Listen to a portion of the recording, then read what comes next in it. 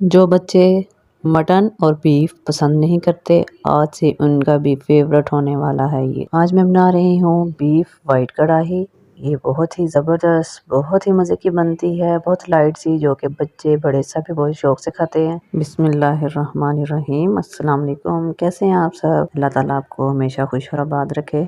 चलें जी, हम अपनी वीडियो को करते हैं स्टार्ट। आज हम बना रहे हैं बीफ वाइट कढ़ाई। इसके लिए मैंने लिया 1 किलो बीफ। इसमें डाला 1 चम्मच नमक और तकरीबन 2.5 से 3 गिलास पानी डाल के ना तो इसको प्रेशर कुकर लगा देंगे तकरीबन 35 से 40 मिनट के लिए।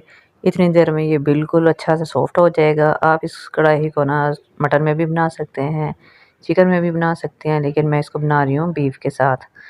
तो ये बहुत अच्छा से गल गया है। अब इसको मैंने निकाला एक पैन में और इसमें मैंने डाला है ऑयल, कुकिंग ऑयल। ऑयल इसमें ना थोड़ा ज़्यादा जाएगा। मैं इसमें डाल रही हूँ 1.25 से 1.5 कप तकरीबन ऑयल।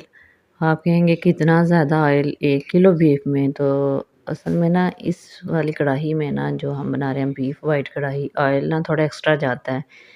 इसमें इसकी भुनाई बहुत ज़बरदस्त होती है। अगर आप बाद में चाहें ना तो इसमें ना जब ये बिल्कुल रेडी हो जाए तो आप ऑयल को जो है ना इसमें से रिमूव कर लें। इसमें मैंने डाला लहसुन अदरक का पेस्ट या हल्का सा दरदरा सा कूट के, तो उसकी अच्छी सी भुनाई कर लिया। अब मैं इसमें डाल रही हूँ सूखा धनिया 1 चम्मच, पिसा हुआ ज़ीरा 1 चम्मच, गरम मसाला और 1 चम्मच ही मैंने इसमें डाल दिया है सफ़ेद मिर्च का पाउडर। ये सफ़ेद मिर्च में ही आप बनाइएगा, इसमें ये बहुत मज़े की बनती है। अगर आप ब्लैक पेपर का यूज़ करेंगे ना तो ये ब्लैक की तरफ चले जाएगी, लुक वाइज जो है ना वो फिर इतनी अच्छी नहीं लगती। तो अगर आप इसमें वाइट पेपर का यूज़ करेंगे ना तो बहुत कमाल का इसका कलर आता है। अब मैं इसमें डाल रही हूँ थोड़ा सा दही। दही को अच्छी तरह से बीट करके फिर डाला है। तो इसको डालते वक्त भी आपने ख्याल रखना है कि आँच को ना बिल्कुल स्लो कर लेना है। क्रीम डालें या दही डालें, कुछ भी इस तरह का डालें ना किसी भी चीज़ के अंदर, तो आँच जो है ना वो बिल्कुल जो है ना वो दम वाली कर लेनी है।